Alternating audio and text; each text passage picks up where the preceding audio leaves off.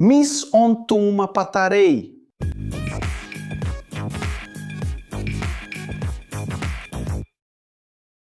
Täna räägime väga spetsiifilisest ja vähetuntud patareist, mis toidab mõningaid inimkonna kõige olulisemaid missioone, tuumapatareist. Kas oled kunagi mõelnud, kuidas kosmosesondid, mis on aastakümneid kosmoses reisinud, suudavad töötada nii kaugel päikesest? Et mõista, mis on tuumapatarei, peame kõigepealt aru saama põhimõistest, millel see põhineb. Radioaktiivne lagunemine. Oled ilmselt kuulnud kiirgusest, eks? Kiirgust kiirgavad ebastabiilsed elemendid, mis püüavad muutuda stabiilsemaks. Kui aatomi tuum on ebastabiilne, kiirgab ta spontaanselt osakesi ja energiat, et saavutada stabiilsem olek. Seda protsessi nimetatakse radioaktiivseks lagunemiseks või tuumalagunemiseks.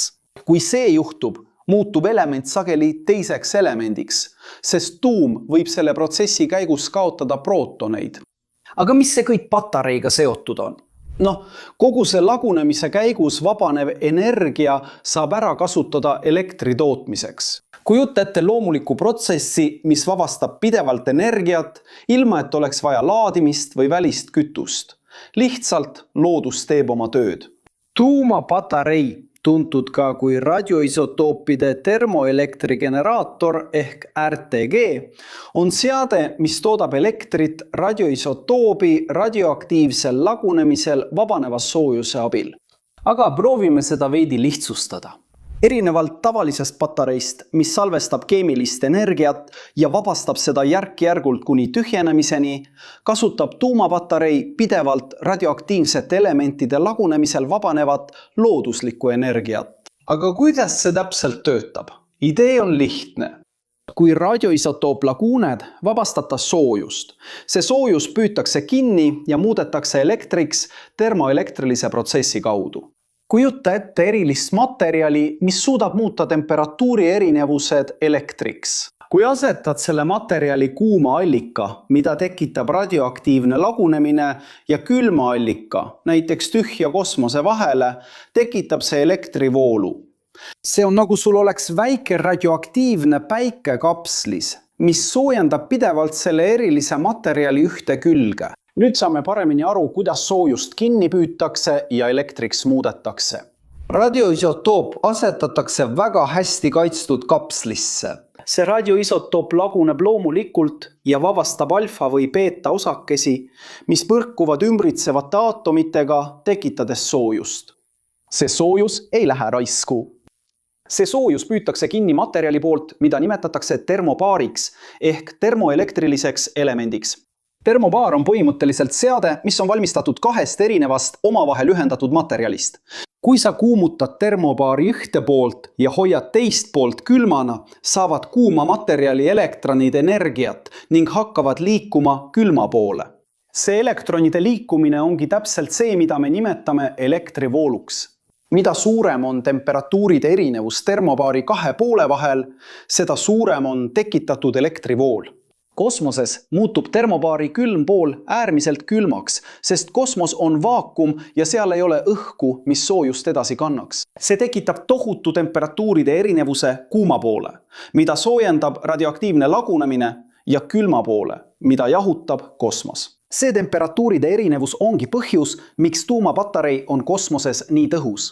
Kui oled kunagi kokku puutunud Peltier elemendiga, mida kasutatakse mõnedes külmikutes, jahutussüsteemides ja veefiltrites.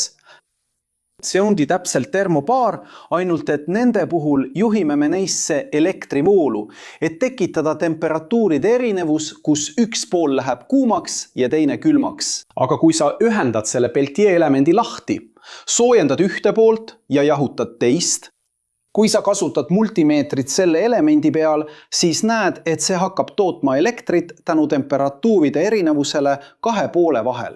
Kõige sagedamini kasutatavad radioisotoobid tuumapatareides on plutoonium 238 ja nikkel 63. Plutoonium 238 kasutatakse palju kosmosevaldkonnas, sest see kiirgab alfa-osakesi, mida on suhteliselt lihtne varjestada ja mis ei kujuta endast suurt kiirgusriski, kui seade on korralikult suletud. Kui plutoonium 238 laguneb, vabastab see aastaid ühtlase koguse soojust. Selle poolestusaeg on 87 aastat, mis tähendab, et algkogusest pool laguneb 87 aasta jooksul. See tagab, et aku toodab soojust ja elektrit aastakümneid.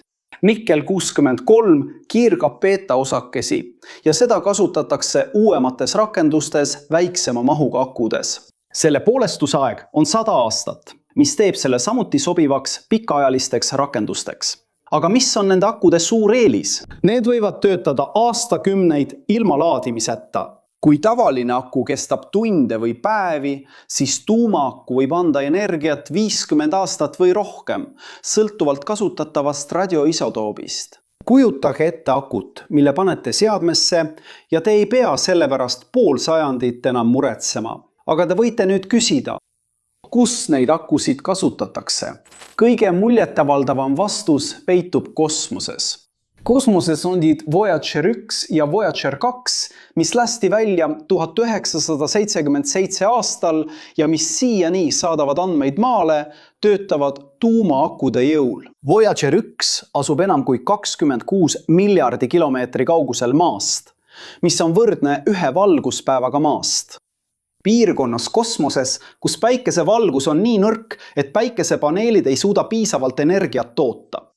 Ilma tuumapatareideta oleksid need sondid juba ammu töötamise lõpetanud. Teine muljetavaldav näide on kulgur Curiosity, mis uuris Marssi. Ka tema missiooni ajal toitis teda tuumapatarei.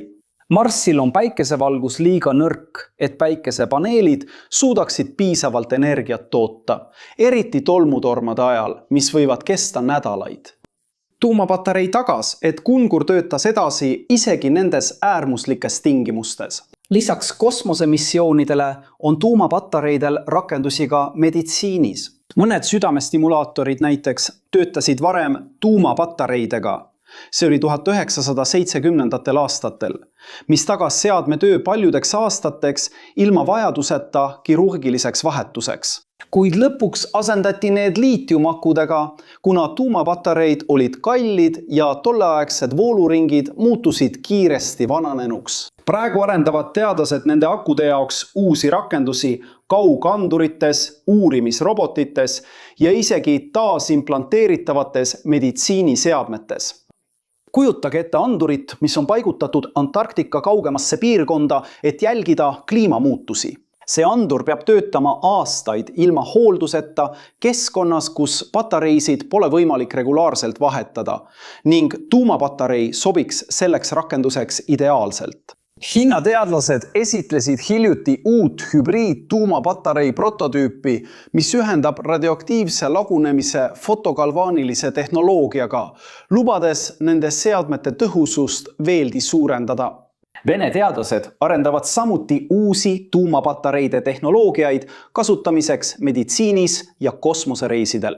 Kuid on üks oluline aspekt, mida peame selgitama. Tuumapatarei ei ole miniatuurne tuumareaktor.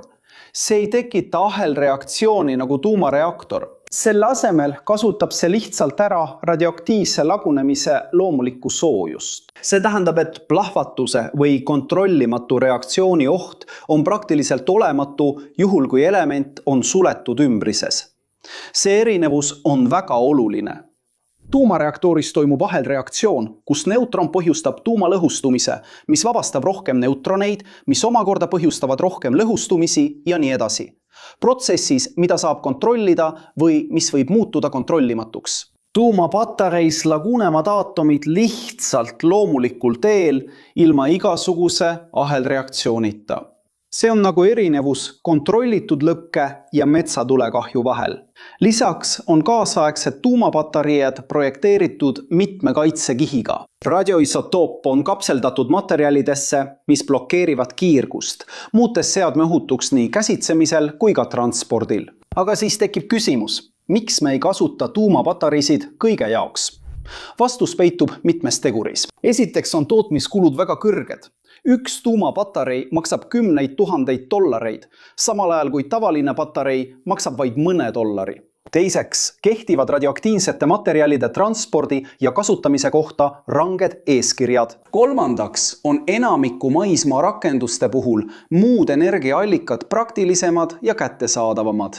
Tuumapatareisid kasutatakse olukordades, kus muud võimalused ei toimi, näiteks pikaajalistel kosmosemissioonidel või äärmuslikes keskkondades, kus muud energiaallikad ei ole võimalikud. Kui sul on vaja kodus seinakella toita, on tavaline patarei palju praktilisem.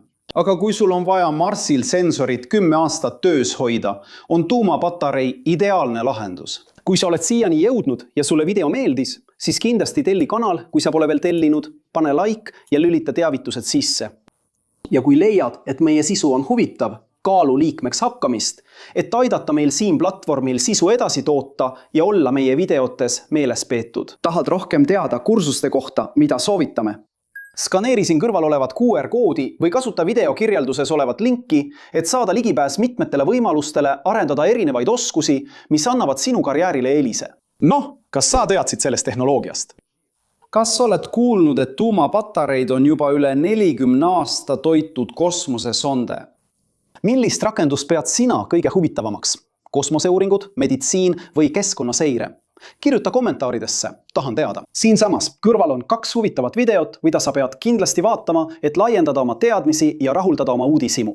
Kui soovid meid toetada, pane videole like, telli kanal, lülita märguanded sisse ja kaalu kanali liikmeks hakkamist. See ongi Weikinseneeria huvilised. Suur kallistus ja kohtume järgmises videos.